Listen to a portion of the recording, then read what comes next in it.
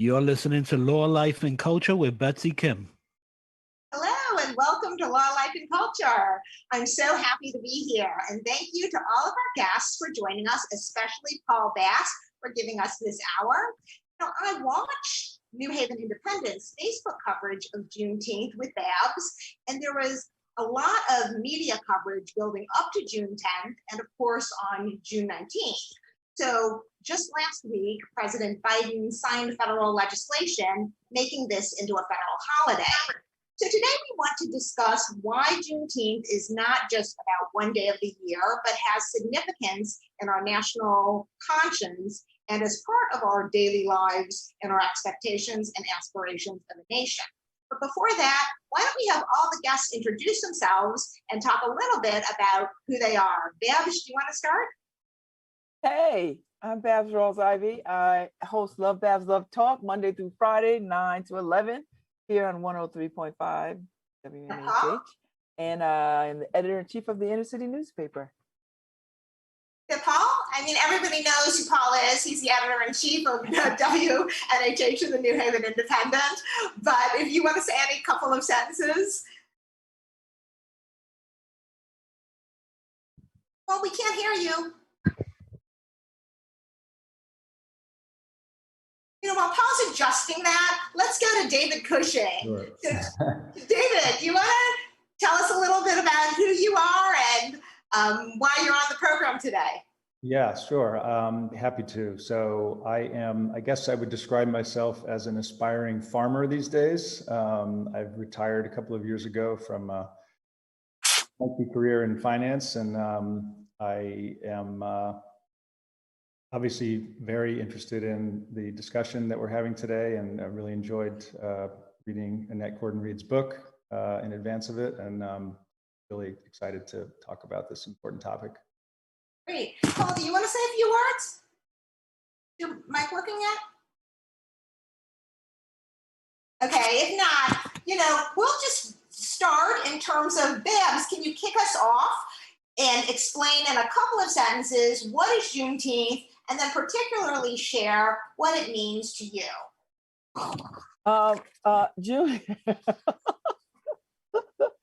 Juneteenth is a Texas-based holiday that started 2 years after the Emancipation Proclamation. Okay. So the news did not reach Texas until 2 years after Lincoln freed the slaves, right? And so Texas was the last holdout for enslaved people. And so every year, it is called Jubilee Day or Liberation Day, and it's celebrated. It started being celebrated solely in Texas, and then it sort of spread throughout the other southern states, and finally throughout New England. And what it means to me, I didn't grow up celebrating Juneteenth the way my southern friends did. It was only until I went to college, a historically Black college, that I learned about Juneteenth and started celebrating as a I can think in opposition to 4th of July. Okay. So let's bring David Cushing in for his perspective. As David noted, he's from New Hampshire, but he does have a Connecticut connection, having gone to Choate. And we both read this terrific book on Juneteenth by Annette Gordon-Reed. So David, if you want to use that as a reference point, can you say what Juneteenth means to you, including perhaps what stuck out in that book as particularly informative? Sure. I mean, I think it I guess enhanced what had already been an ongoing, maybe years long or decades long sort of ongoing, maybe call it an awakening. You know, I guess I always considered myself to be very blind to really all people's, but whatever, you know, however they were different from me, I always considered myself to be blind to that. And I think what I just didn't realize, I mean, there's so much I didn't realize that about how insufficient that is as just a starting point. You know, it's not the ending point. And in terms of us being able to build a truly inclusive society.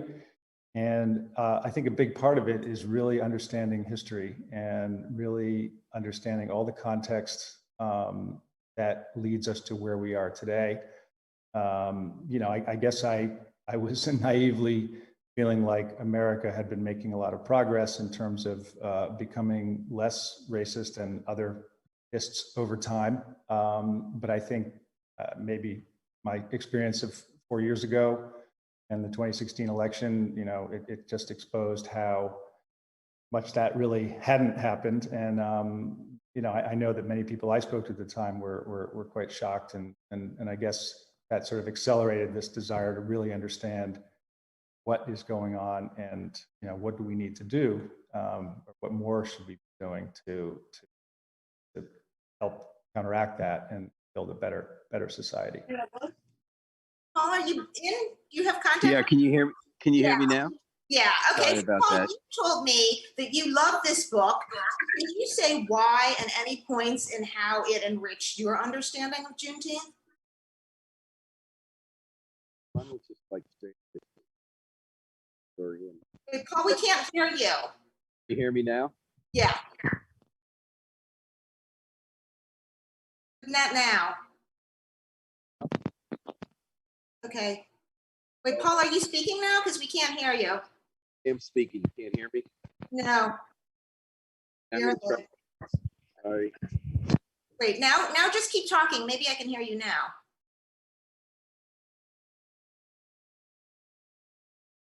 He left.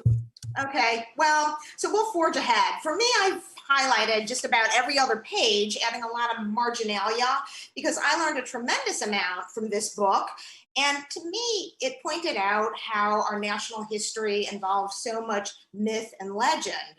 And it made me realize how much my perception of history needs to be corrected. And doesn't that also mean adjusting my understanding of where it has led where we are today? For example, George Washington fessing up to chopping down the cherry tree, we all see that as a legend to teach children not to lie, as the book pointed out. But the wooden teeth legend, I mean, I was taught that in school, and Babs, one of your Facebook posts showed the teeth, which were human teeth, most likely forcibly removed from slaves. So Babs, I first want to ask you, do these unearthed truths make you feel angry, or how do you feel these grievances should be redressed? I just think the more that I understand how white people can sort of feel some kind of way about all these things coming to light, because many white people will feel like it's a personal attack on them, rather than understanding that this is part of the American landscape and ought to be shared as such. The more that I find out,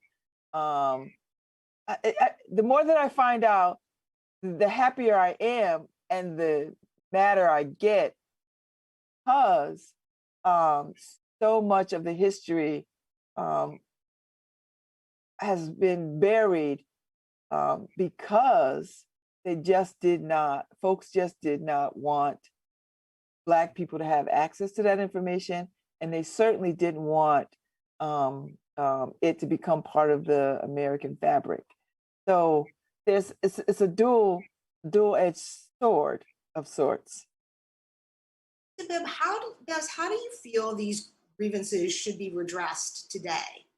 Well, I mean, I think we are uncovering things. I think we are learning things. I think artists have done an amazing job of elevating and illuminating our past. I think there's a bigger commitment to unearthing these stories, and unearthing these injustices, and what we do about them is a whole different thing. I mean, we've not addressed Indigenous people in this country, so I don't hold any hope that enslaved people on stolen land are going to get any sense of fairness, justice, or any of that. I think what can happen is that we put a good faith effort in terms of learning this history and sharing it. And the more that we know, the better we become, and the more that we understand how we got here. It's that kind of thing for me. I mean, Trump was was a symptom. He was not the cause of racism. He's a symptom of racism. And so the fact that so many people voted for him gives us a barometer of the work that needs to be done in this country in terms of education, history, and social justice. Okay. Yeah. You I know, mean, I'd just like to add to that. I mean, I think, picking up on your point, Babs, I think it really all starts with just unearthing as much history and of the facts of the past as possible. And I don't know if it would and then really take the conversation from there, and see where it leads us. And I wonder if there's a useful analogy here in the Truth and Reconciliation Commission that South Africa went through in the wake of the dismantling of apartheid. I think that a lot of people will credit that as being very, very instrumental in helping the society actually survive the transition, and be able to continue to function as a country. So, it's in some ways, the situation there, it was so much more out in the open. And in some ways, maybe that made the fact finding easier. Here, I think there's so much that we need to unearth, so much that's not known, so much that's been glossed over, hidden, or otherwise just not talked about. And again, I think until we really get a true accounting of as much as we can, it's going to be hard to really move past our racist past and present. That's an interesting world perspective that you bring in on this chapter or part of American history. So Paul, being Jewish, there's the history of the Holocaust, which I think hits you in a different way. How did your identity affect what you got out of Gordon Reed's book and the recognition of Juneteenth?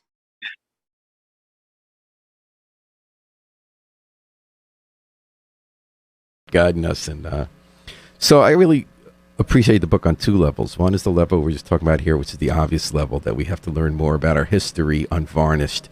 So it was a revelation, just as an American, reading about Texas, about how the idea of slavery was fundamental to the establishment of the independent nation, then joining the U.S.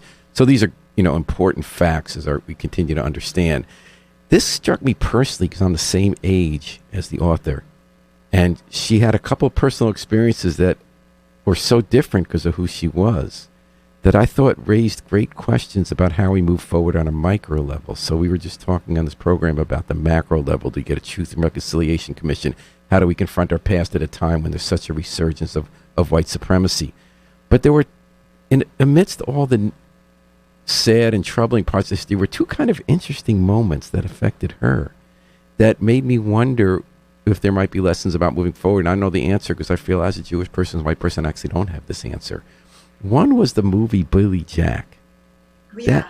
That scene just blew me away because I saw Billy Jack at the same age she did. And I had no sense of what was going on because I didn't have her lived experience. So I'm re-experiencing the movie from her eyes in a town where she's sitting in a theater with white supremacist townspeople who were basically the villains in the movie. And for that brief moment, they cheered for the other side, the side that her father always cheered for, the Native Americans in the movie. And, she explained in a great way why she thinks that happened. How it's a movie where this Billy Jack is this quiet Western hero, but the twist is that he's half Native American and half white, which made him a little more palatable, therefore, to the crowd. But he basically takes on a town like the one she grew up with, where everyone's intolerant of people of different races and the hippies who might come in to support him. So they attack this school where all these hippies go and mixed race, and they violently attack the woman on it. And then Billy Jack uses martial arts and stands up for them and is kind of the hero. And she was startled when this town that was so racist was cheering for Billy Jack. And I just wondered what Babs might think, or you might think, about what that means about if there is potential somehow to reach people to get beyond their hate, or if it's just it has to be that distant and they can never claim their humanity in real life when they have something on the line. Personally, I'm just wondering how you two or any of the guests experienced that moment. Bibbs, would you like to address that first? I mean, I think universally people just cheer for the underdog. They don't see themselves as part of they don't connect with their behavior versus what they see on the screen. They just like the underdog. Everybody likes an underdog story. You know, we cheer for the Cinderella team. We cheer, you know, I mean, we just like an underdog story, regardless of the fact of we could connect the dots and say, you know what, if I look at my own town.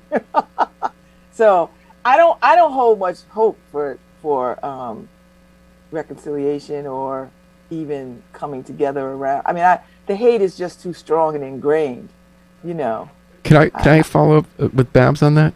Sure.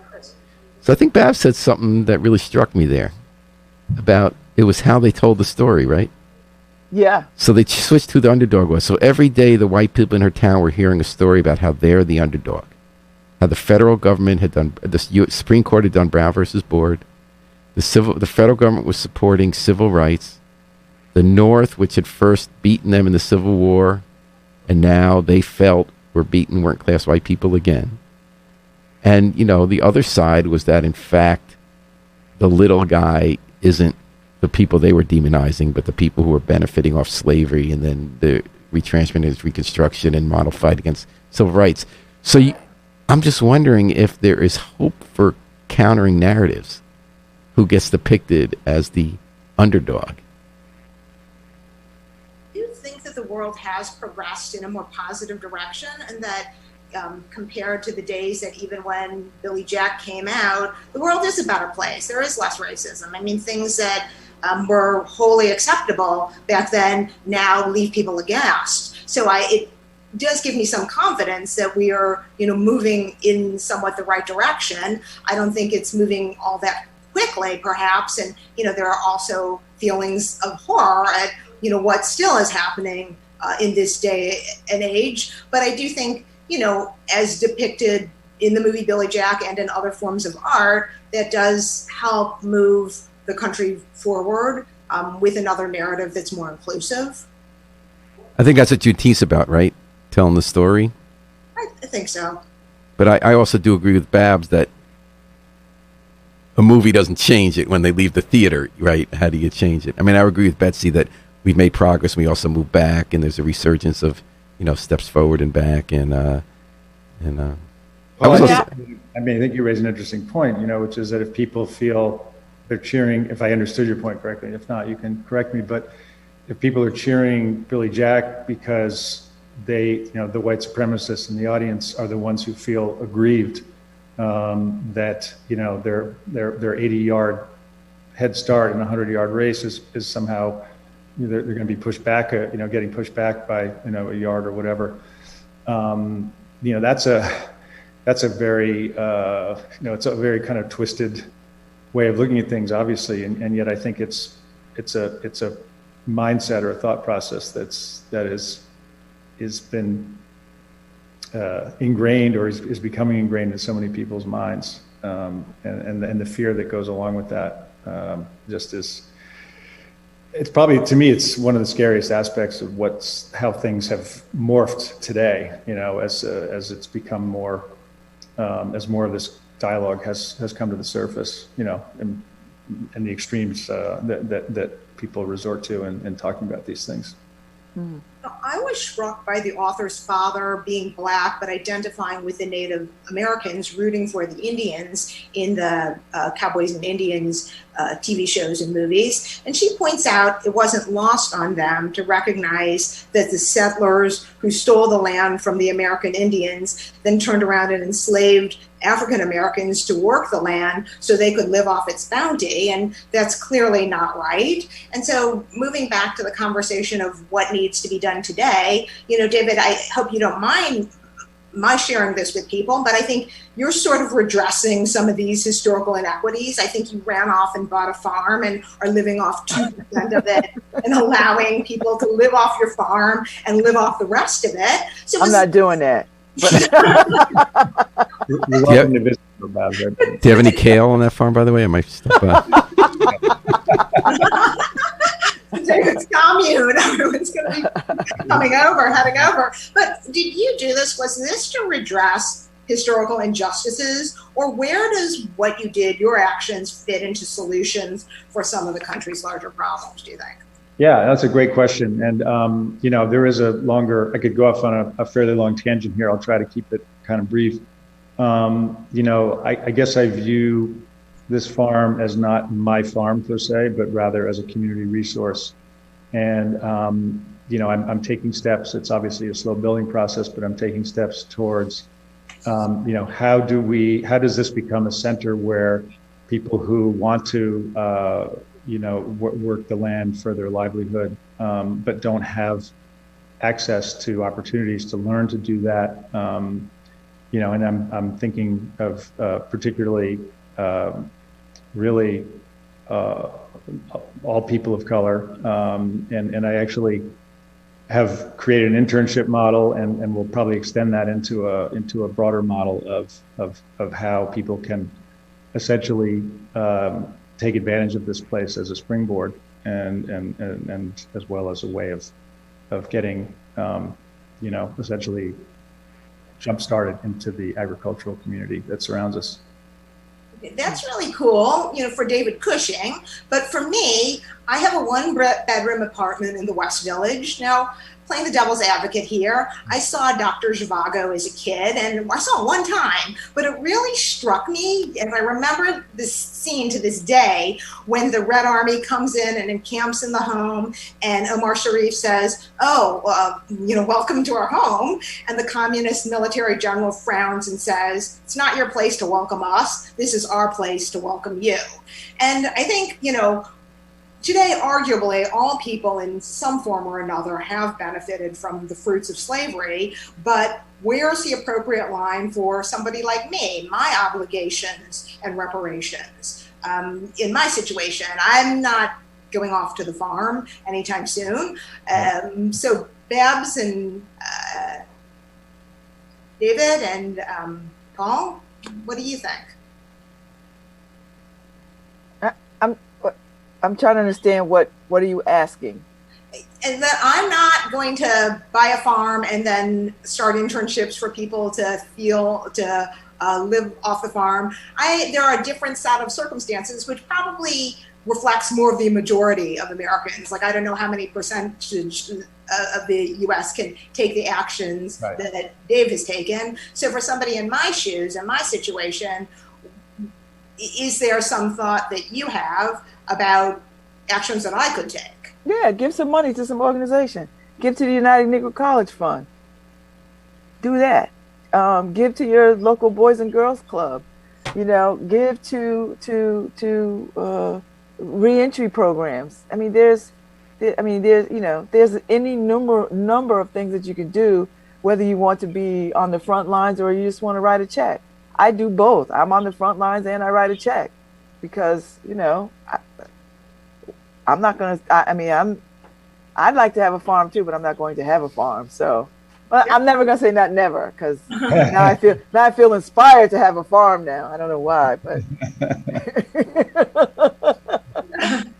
So Paul, do you have other thoughts? I think I painted an unfair scenario, and I think that was a bad, memory to conjure up, because I really think that misguidedly fuels this anti-socialism, fear of government taking, which of course socialism is not about. So I want to clarify that. But I think that does go into this Republican, narrative of myth making. But I think your question is very good. You're saying that those of us who have benefited from slavery, what should we do, right? Yeah. That's a fair question. That's a central question to our lives. I wish more people would ask that question. I wish more people would ask that question rather than, I had nothing to do with that. Like, that was so long ago. Like, I hate that. But asking the question, what can I do? Because that gives you a sense of understanding that you have benefited from whatever that was. Mm-hmm. You benefited. So obviously, I struggle with this a lot. I was a lot more interested in what Babs had to say because, I don't know. I think that my first feeling is do no harm. Recognize that we benefit and we do every day, and that we have advantages that people don't have, and try not to prevent other people from having advantages like you had, and not have obstacles. So I care a lot about the voting rights work that Stacey Abrams does, and I see that as kind of fundamental. I think white people particularly, we often try so hard to show that we're not one of those bad racists that we end up being twice as racist by making more about us and look at what we're doing and gee, pat us on the head and how mean can we be to the other white people we're showing are racist and never learn the lessons. And so like I really have tried not to judge other people no matter how awful what they do is and just try to not be a schmuck myself and not try to, I do care, as Bab said, about supporting the right causes. I do care in my personal life, trying not to be aware, just be aware of everyday life, of the advantages we have, try not to get in people's way. I am more interested policy-wise in actions that remove barriers from disadvantaged groups so that they can succeed. I don't feel they need us to succeed. I think they need us to get out of the way and stop putting blocks in their path. But I also feel like I don't get to say. Just to build, Paul, what you said. I mean, I do think I think the awareness is. I think everybody can be more aware. No matter where they're living, what they're doing, and to look at the world through the lens of, if you are in this position, if you are in an advantaged position, to look at the world through that lens of, I have advantages that I enjoy invisibly every day. And how can I be more cognizant of that? And how can I not have that, what's the word I'm looking for? Metastasize into a sense of entitlement. Really, you have to have a mindset, I think, of extreme humility, because where I got and how my life unfolded was, to Paul's point or everyone's point really here, is it was just incredibly accelerated or enabled by those advantages. And I just think that, again, everybody can have that awareness. I think a couple ways, tangible ways, so that's more of a conceptual comment, but more tangibly, I think in your place of work, if it doesn't, if when you look around and you see a lack of diversity, I think it's important to say something. I think it's important to find like-minded people in your organization who are willing to stand up and say, hey, this is not what the world looks like, and we need to do something about that. In my last place of employment, there has been, was starting at the time I left, but now has really, really blossomed into a very, very full-fledged and proactive effort that recognizes it's not just enough. It's not enough to just hire people. You have to support, and you have to, make it.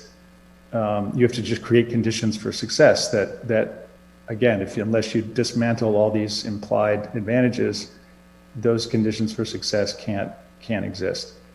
And then the last thing I would say is, in your everyday, even like your financial decisions. So, there are a lot of investment opportunities out there right now where many different social factors, but certainly race among them, are becoming available. And by proactively choosing those, you are basically, you're speaking with the loudest voice you can, right? I mean, where capital flows is where change can occur. And I hate to say that, but it's really the truth. I mean, I probably shouldn't admit this, but I got a proxy card the other day asking me to elect 2 middle-aged white male directors to a fund that was all the other, the vast majority of whose other directors were middle-aged white males.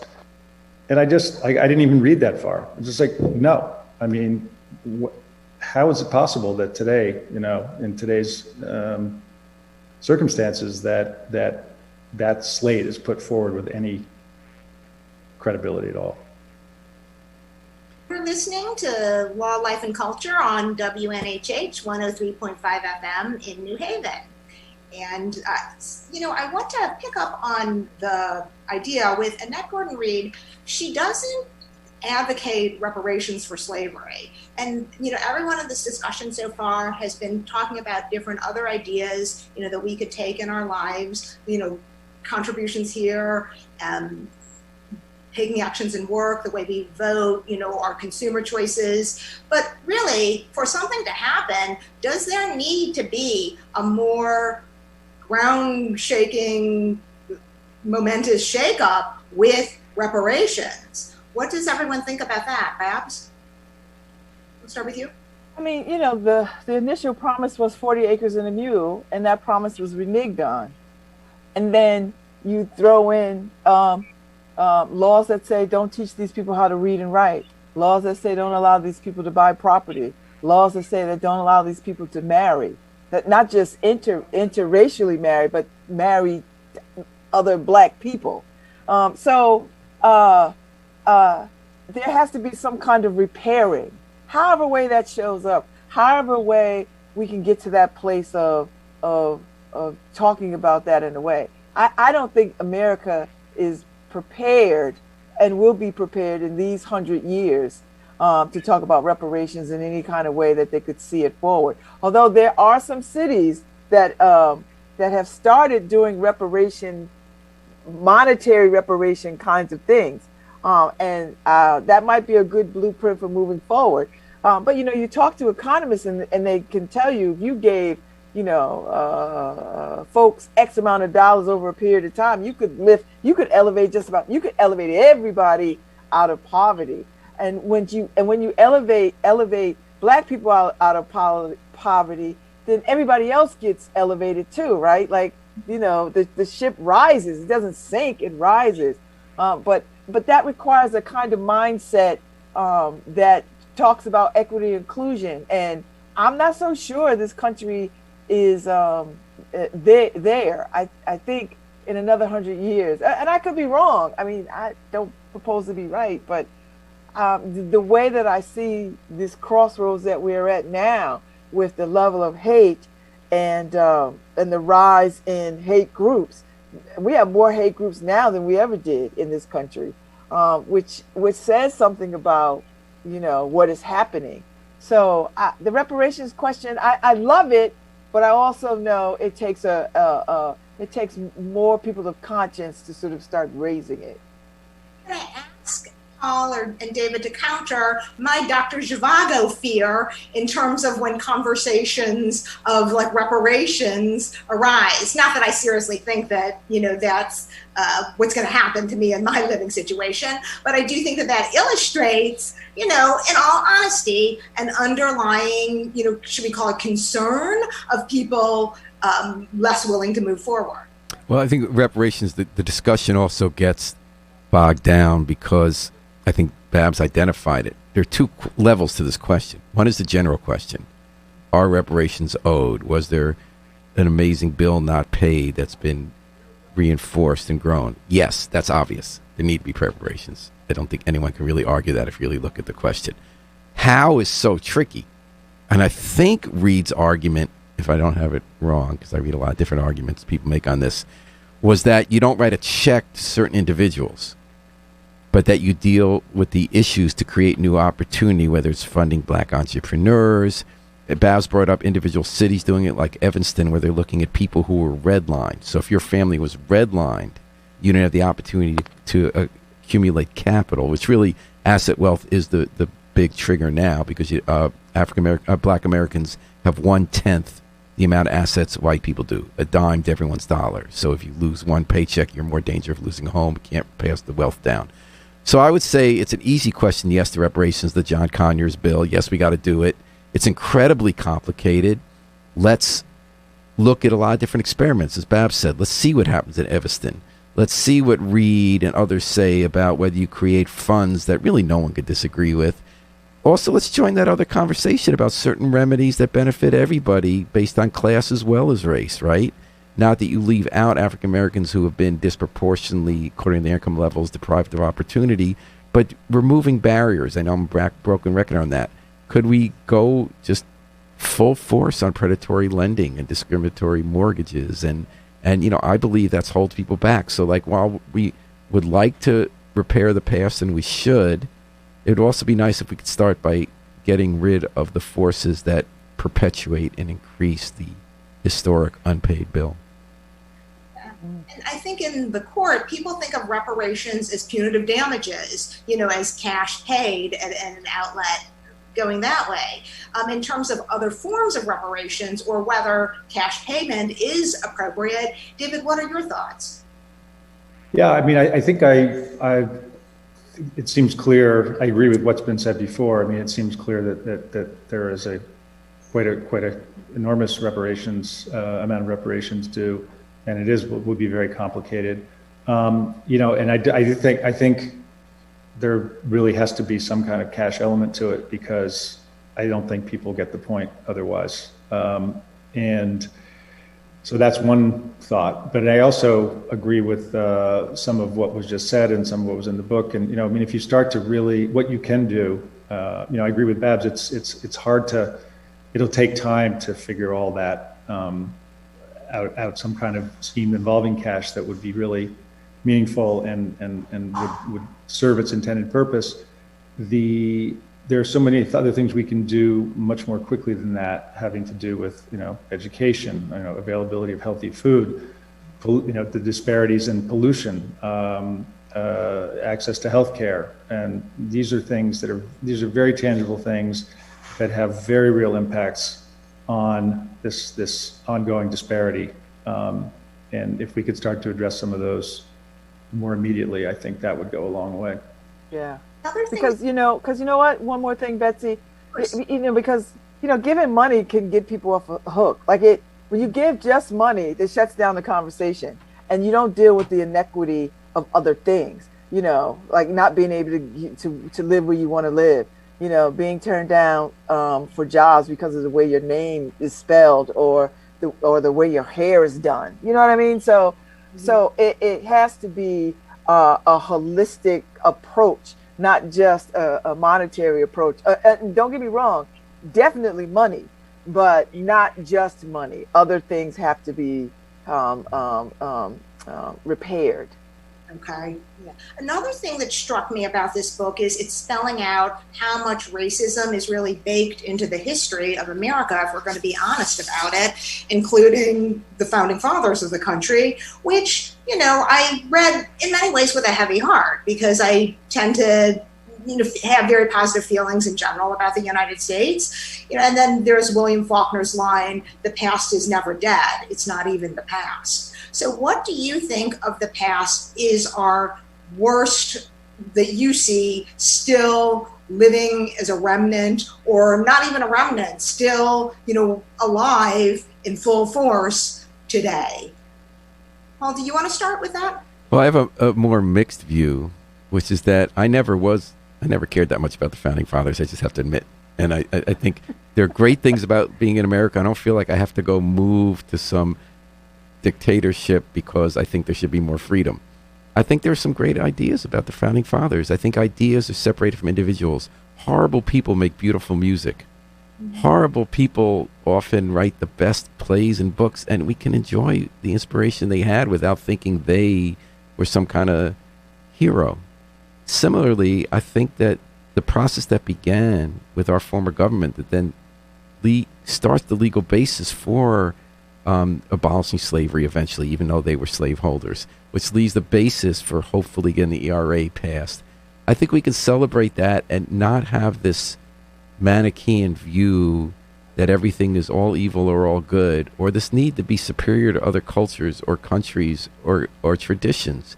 Just say we're people, and people are flawed. We should tell the whole history and truth, and we should think about how to do better. I don't know if that makes sense to the others, but that's the way I see it. I don't see anything at stake. Like, I love the work that Gordon Reed has done. I think it's essential to understanding who we are, and that we don't have to be defensive about it or deny it or argue about it. That's what are your thoughts in terms of reconciling the past with your feelings about our country today? I mean, you know, first off, enslaved people weren't even considered fully human. That's number one. Second of all, there were so many things put in place to keep us from learning how to read, learning how to write, learning to have agency over our own bodies. I mean, all the gynecological experiments done on Black women without benefit of anesthesia because the Black women don't experience pain. You know, I mean, so it's all those kinds of things that is written and woven into the fabric of this country. The Jim Crow laws and just all manner of things like that that have been deliberate and systematically put in place to hold us. I mean, even the 13th Amendment says slavery is still slavery if you go to prison, right? That's how our whole prison complex is built upon. So just that alone says we are not done with unraveling and undoing racism that is weaved into the very fabric of this country in blood, in sweat, in tears, and in human capital. Well, David, I noticed you didn't go buy a farm off in Ireland. You decided to stay in the United States. So how do you reconcile, our country's past with your feelings? It's not to say I haven't had my moments of regret, but for not fleeing. But to pick up on some of the points that were just made, I mean, all the ingredients for a just and equitable society are sort of baked into the principles of the founding of this nation, and even there are beautiful examples of how it's worked in places, but it's really so ironic that there is all those foundational tenets, and yet we have, in a sense, we've smothered them or covered them over with all of these racist policies, practices, attitudes, beliefs. I mean, you name it. And if we could really strip that away, we really do have a beautiful democracy. And the thing that's really most on my mind right now, in terms of the past, to come back to your sort of question, what would you rectify about the past? And unfortunately, it's now become, or it's still in the present, which is voting rights.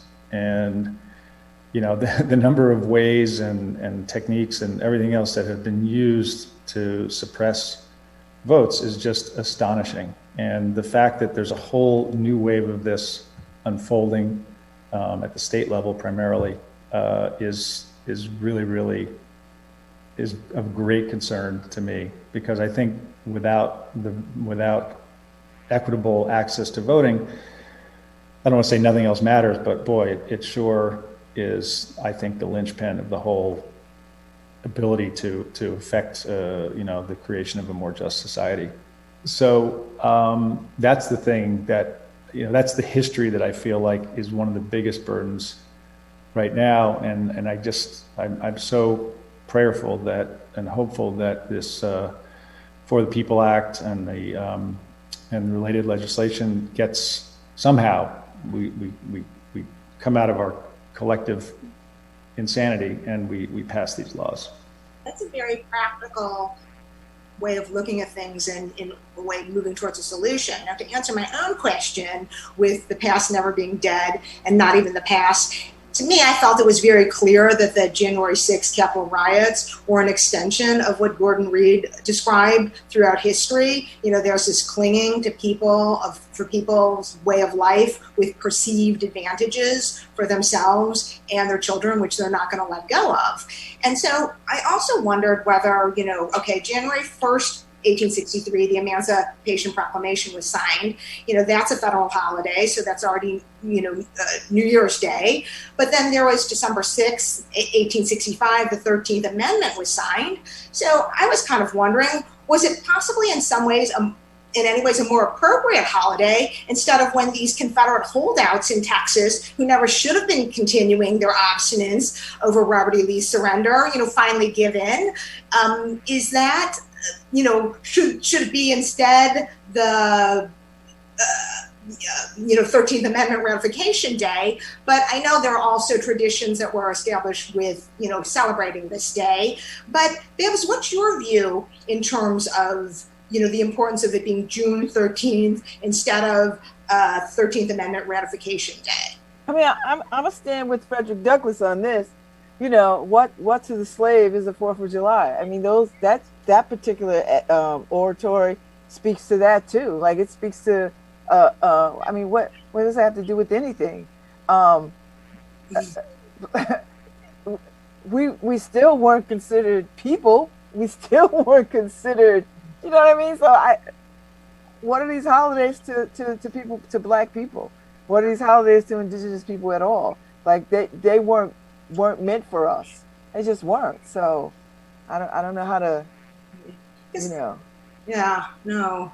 You know, because I was looking at it in a different way in terms of, I just wondered, is this part of our Judeo-Christian nation that Juneteenth is also supposed to signify extending and embracing people who've committed grievous injuries, hanging on to the or historical wrongdoings? And if they acknowledge those wrongdoings, are they too welcomed into the American fold? Is that a part of, you know, Juneteenth as well?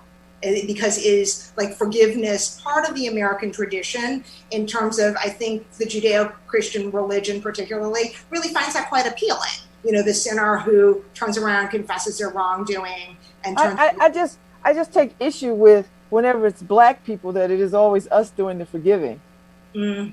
You know, I don't even want to entertain forgiveness in relationship to Juneteenth. I just don't. I think Juneteenth stands on its own in terms of, listen, in Galveston, Texas, they got the word that these enslaved Africans were free.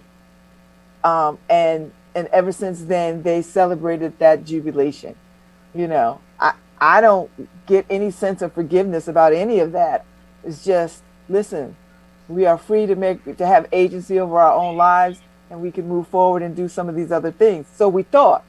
So we believed, so we hoped, you know, and we are still hoping, and we're still trying to believe in that, you know, and we're still trying to carve out a piece of the American dream that sort of says we are included. I think there are kind of two lines, like even within the just say Democratic Party, of people saying, no, you have to include, you know, all these MAGA people or somehow, and then other people who feel more, that's just slowing things down. That's how Jim Crow laws came about, too many compromises, and it's not really about forgiving, but then how do we unify as a nation? How does forgiveness towards people who we find people find, you know, quite objectionable fit into this hillbilly elegy narrative as well, as one nation? David, what are your thoughts? I'm gonna pass the baton here quickly, just while I assemble my thoughts. I think you had broad generalizations about types of people and what they think. I think it's about winning at the polls. I think it's Stacey Abrams, and 5 other times saying Stacey Abrams. Get the vote out to have fairer laws that remove obstacles. We're people, we can deal with the rest. No, I don't think we're better than MAGA hat people or worse. I think we need to have better laws and stop the Confederacy from rising again, have militias killing blacks and Jews and everybody else they can get their hands on, and having a president who was helping them do it rather than a president who tries to enforce the law, because those groups are always with us. Just think, got to vote. It's not just about the voting barriers, which are important. It's about getting out the vote and winning. That sentiment is not the majority in this country, but it's not just because of voting rights that it's entrenched in the Senate. It's because got to get out the vote and win more elections, because it's happened in Georgia. Got to get Warnock back in. Got to win that Arizona election. North Carolina. And I think making the election day a true holiday, you know, one where people don't work, and really building a culture around the importance of voting, because despite the most repressive voting laws in many states, people showed up, you know, in 20, and we just need to keep hammering that, and again, this is where the foundation of change, I think, really takes root. I agree. Yeah. Well, I think we're out of time now, so thank you very much, Babs Rawls-Ivy, David Cushing, and Paul Bass, for joining us on Law, Life, and Culture. I'm Betsy Kim. Thank you, Betsy Kim. Thank you. Nice to meet you, Mr. Cushing. Good to see you too, Paul. Same here, Babs. Thanks, everybody. Thanks, Harry Droz. Thank you, Harry. Yeah, I was gonna say, like, on the issue of forgiveness, can in here, I never liked Leave It to Beaver because, I think he always makes the same mistakes. And then, he says, oh, I'm sorry, gee, Wally, I shouldn't have lied, I'm sorry. And then he does it again. And so I always felt if I were June Cleaver, I'd be like, no, you're not really sorry, or else you would have applied the lessons we learned from this last show. The next episode would have been had, this whole TV series is canceled now. So I don't mean to be too draconian on the issue of like forgiveness, but I get where you're coming from, Babs. So. Well, thank you guys all very much. I think we're out of time at 12:54 is usually what Harry says. So. Okay. Okay. Thank you all very much. We Peace enjoyed it. and blessings. Yes, likewise. Bye.